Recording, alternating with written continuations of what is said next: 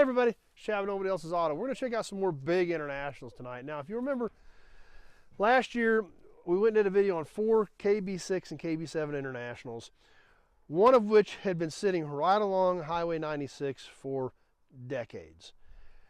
Everybody knew the truck. It was kind of a iconic point. Everybody knew it was there. But the owner needed to get rid of them, wanted to sell them. Fortunately, he called me and they didn't go to scrap. We got them all hauled in. We did a video on the first two a while back. Actually, we did a video on all of them as we found them. We did a video on the first two a while back. Well, we're going to catch the last two right now, including this beast right here. This beast right here was the one that sat right out on the highway. Everybody drove past it for probably 30 years, but now she's here. But one interesting thing about these old trucks, these big trucks like this, a lot of them never got saved. They were not as popular. They were big, heavy-duty work trucks. They were not your cute little half-ton short beds that people have restored for years. But fortunately, over the last 10 to 15 years, a lot of these bigger trucks are starting to get their credit, their just due. They were cool-looking trucks, but they were big, heavy workhorses, and a lot of people didn't like them as much. But I can tell you one group of people that did like these trucks over the years were the iron guys, which is even worse for the fate of a lot of these big trucks. These big trucks were big workhorses, which also meant they were heavy. People weren't saving them, weren't restoring them. If it wasn't a short bed pickup, a lot of people didn't want them. But when an iron guy was looking for iron and the price was high, these things were heavy, and that's what happened to a lot of these trucks. Now, one interesting thing about this style of international in particular, and what really made this hit home for me. Now, we look at these old cars and trucks today, we see them at car shows, we see patina builds, we see they're cherished, they're prized, they're loved. But I recently read a book that really made it hit home about what these trucks really meant. What they really meant in society when these things were done, when these things were new and were being used. I found this book, The Secret of Sherwood Forest, Oil Production in England During World War II. Now, I seen this pop up on the internet. I thought, oh, that sounds interesting. I'd never heard of that. I'm a World War II buff, love the airplanes. I thought, that sounds kind of interesting. There's a lot of oil production in Kansas, no people involved with it. Sounds like kind of an interesting book. So instead of procrastinating like I usually would do, I actually looked one up right away and ordered it that night so I didn't forget. So I got this book and I'm reading through it, and it's a great book, by the way. It was written and compiled and written in the late 60s, early 70s, when a lot of the people that were actually involved with this project were still alive. So a lot of the people they talked to when this book was put together was based on facts by the people that were involved in this project. Now, Secrets of the Sherwood Forest. England had oil, but at that point, it was taking them about 6 weeks to drill one well. The United States was cranking wells out a lot quicker than that. So real quick, and we are going to get to the internationals. I am working up to something. But England came to the United States in 1942 asking for help. They said, you have equipment, technology, skilled people who knew how to run these rigs. Can you help us? Can you help us drill for oil in England, in the Sherwood Forest? Now, obviously, this was a very, very top secret mission. Nobody could know this was happening, because if Germany had figured out that they were drilling for oil in England, that's another prime target for bombing. So this was a top secret mission that this gentleman came to the United States asking for help. The United States government green-lighted the project. They went to Oklahoma and they talked to a couple of different companies. The Noble Corporation and the Fane Porter Drilling Company were addressed. They tossed the idea around. They brought some people in. They started kicking some ideas around to figure out how they could do this, how they could make this happen. What did they need? They had to have how many people and how many drilling crews are we going to have? Finding those people, transportation, draft board deferments, because this all had to be done around the war effort. Health certificates, passports, priorities for the purchase and delivery of drilling equipment, as well as the paperwork. So as I go through this book a little bit more, and I'm reading along here and really getting into it, we get to this paragraph where a couple of these gentlemen are talking about how they're going to do all this. And it says, you and I are going down to the International Harvester Place, and we're going to select some trucks and winch equipment to go with the 4 rigs we're sending to a foreign country. That was all they told them. So we're head down to the international dealership. It's like, well, this is actually kind of tying both my worlds together. I thought this was really cool, getting very interesting. Then it got even more in depth. Now remember, this is in 1942. This is a big, big push. Obviously, U-boats were hitting cargo ships going back and forth like crazy. They needed to get oil production online in England as soon as possible. So they were trying to have all this stuff bought, rounded up, and ready to ship by the end of December in 1942. So this is a big rush project, plus it all had to be done top secret and be able to get all that equipment done. Well, they get it all done, they get it shipped over, and then we get it to England. And the Americans get to the unloading area, and it says, we finally got to look at the trucks. One international K7 and the big international K8. Sure look good to me. But more time-consuming war regulations were to come before the trucks could be loaded and put on the road. The requirements were frustrating and irritating. They had to go through British processes to get the trucks off the dock, get them loaded, get them tagged, and get them on the way to the potential new oil fields without anybody knowing about them. So really neat stuff. And what really puts it into perspective when they talk about these trucks, the big K8 was capable of handling loads up to 15 tons. The big boy was destined to become a real part of the UK, blessed with a personality all of its own. The men marveled at what it could do. When the driver put the old boy into low gear, absolutely nothing could stop him, they said. Just who christened the big fella is not known, but soon everyone, the DRC men, which was the British oil company involved, and the Americans alike, knew Old Olgo as well as they did any of the boys. They held the truck in great respect for the mighty feats of strength that it exhibited almost daily.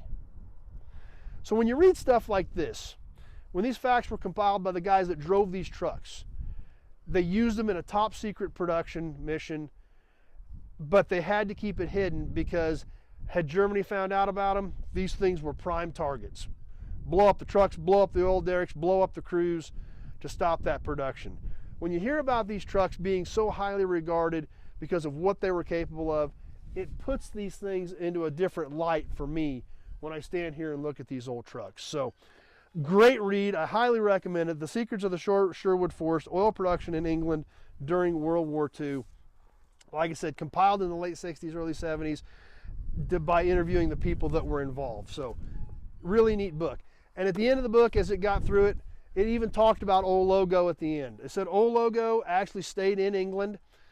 She was last seen, as noted in the book, in the 60s, sitting in the corner of the DRC oil yard. But being in a climate such as that, near the sea, the truck was extremely rusted and very rough condition, but nobody could bring themselves to get rid of her. Even though she was just sitting in the corner of the yard, I'm sure at this point in today's history it's long gone, but those men revered that truck so much that even when she was worn out, even when she wasn't good for much anymore, even when she was rusted out, she still had her corner in the yard and nobody could bring themselves to get rid of her.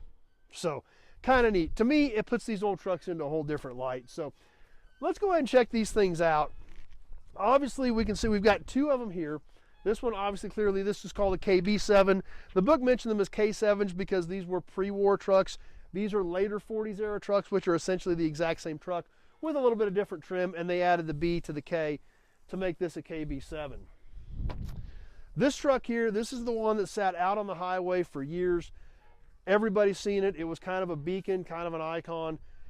And there again, this truck led a very interesting life. I know it was used to haul hay for several years. Not in terrible shape. We can see this thing had big heavy-duty corner protectors put up here by the fenders. A big heavy-duty pipe bumper that, look at the bend in this pipe to make this curve. These did have a stock front bumper similar to this one here, but someone made a super heavy-duty one out of pipe and actually bent this curve into it all the way around the front of this truck, and then added another big pipe support or structure blocker over here. These are the original filler panels, however, they have been welded to the pipe bumper as well on here. These lights have been added, guide 5 3/4 inch fog lamps on this particular truck. These are the original headlights for the K6 on up series trucks. This tow hook, I'm guessing Old Olgo probably had a tow hook similar to that one on there, because that thing is a beast. And I don't know, you could probably just about move anything with that. So it's cool when we can read those stories, look at things like that and say, you know what, I bet Old Olgo had one of those. You know she had something like that. This old truck here, pretty much intact. Take a peek under the hood of this one. And it's all still there. This was an overhead valve inline 6. This one I believe was on propane at some point in his life. And over here, these were just chassis cab trucks. So we just have the cab and the front clip. Obviously a big flatbed on the back of this. Like I said, I know this one was used to haul hay. Big heavy duty running boards on these things. And I can't quite make out what the lettering was on the door of this one. It's too faded. But we do see the gross weight of 20,000 pounds on it. Inside, this one's all still pretty much intact. Has a factory international heater under the dash. And one other interesting feature about this truck is up here on the dash, this thing actually had a factory tack on it, or in it.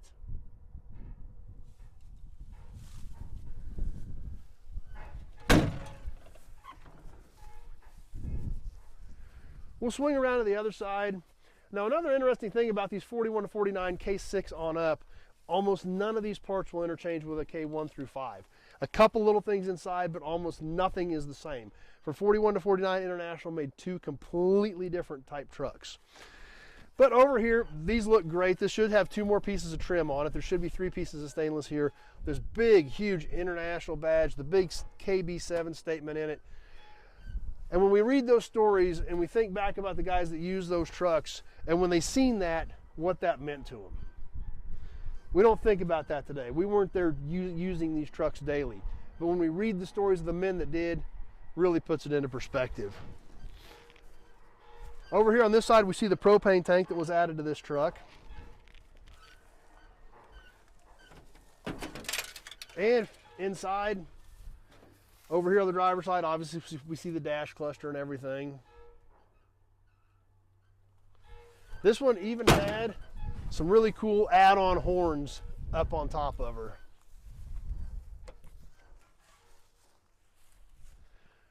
Now, the final truck that came out of this load, like I said, there were 4 of these, is this one. And this one's pretty rough. I'm not sure what got dropped on the nose of this thing, but to bend up this metal this bad, it was pretty heavy duty, because these trucks were heavy duty. Even their sheet metal was heavy duty. So that took some doing to crunch that. So no idea what happened to that. As we can see on this one does have the stock front bumper with these filler panels that were bolted to the top of it. This truck here had some sort of a highway department logo on it. This one actually set up gross weight of 24,000 pounds.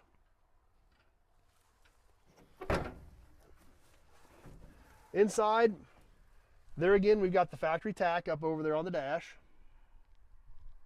We have a different heater in this one.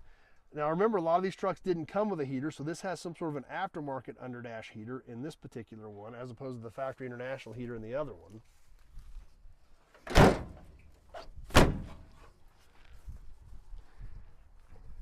No hood on this one, so we can get a little bit better look at the engine. Even though it's a little more weathered, we can see that big inline 6 gas engine in this big International. And if you'll remember from the video where we showed these things as we found them, we can see where we had to cut this tree out away from the bumper where it had grown up between it. Over here on this side, once again, we see the big running board. We see where the battery mounted on these. And this one, the bed has been removed, but some interesting facts that we can see. We've talked about a lot of these old trucks and the stories they tell, just like Old Olgo and what that truck went through. This truck here, we can see some modifications to it. Check out this extra plating that was added to the frame. This extra bracketry here for whatever apparatus this truck had on it when it was being used every day. So these trucks have amazing stories. Now, will we ever know them? No. A lot of the guys that use these trucks are gone. but we do have the trucks. We can look at the trucks, we can imagine what their stories were, we can think about what their stories were, because every one of these trucks has one. These trucks, that's what they were. They were workhorses. They were used hard, and that's what they were for. And then they were disposed of, which is kind of sad to say, which makes it harder to find some of these old, bigger trucks like this. And but I was glad to get these, especially after driving past this one for so many decades. And I could see these other three clear up in the trees, but I couldn't tell what they were. So I was definitely excited to get them and add them to inventory. And I was really excited when I read that book, and it really gave you firsthand knowledge of what these trucks meant to the guys that were using them. I mean, I can't even hardly think about what those guys went through. There were 40 some men they shipped over to England for a year, away from their families, on a top secret mission, trying to stay hidden in the forest, trying to not let the secret out so they didn't get bombed, trying to make this production happen, which they successfully did. They drilled right at 100 oil wells that year that they were over there. Thanks to the skilled drillers and workers out of Oklahoma, the drilling rigs that were being used in the United States at that point that they didn't have in England, and these big, massive workhorse internationals over there getting the job done. So, kind of neat. I enjoyed it. I hope you guys did as well. If you haven't seen this book, I highly recommend it, The Secrets of Sherwood Forest. Not only is it a cool book about a very little known story of World War II, but to me, it tied in these super cool trucks and really gave a life to what these trucks meant to people. So when people see people restoring these big old trucks, they were so important back in the day, and they're such cool pieces. So if you like these old trucks, if you got any questions about them, just give me a call, 620-786-4428. That number is in the description part of this video. So we can have a short conversation about your project, year, make, model, body style, the parts you need. With 2,000 cars and trucks here on the ground and nobody else's auto, I need all that information that I can get from you. If you like these old trucks, you like old cars, be sure to check out the channel, Nobody's Show. Definitely click that subscribe button. We've got a lot of cool stuff coming up. I've got a lot of new inventory hitting the ground, and you guys don't want to miss any of it. So this one was kind of drug out a little bit. I had a little bit of different tie to it, but I just thought it was so cool when you read the stories of the men that did this, and you look at the trucks, and you just imagine what it was like and what they went through to be able to live in the country that we live in now with our freedom, partially because of big old internationals like this. So hope you enjoyed the video. Stay tuned. We got a lot more cool stuff coming up. Thanks for watching, everybody. We hope to see you soon on the next video.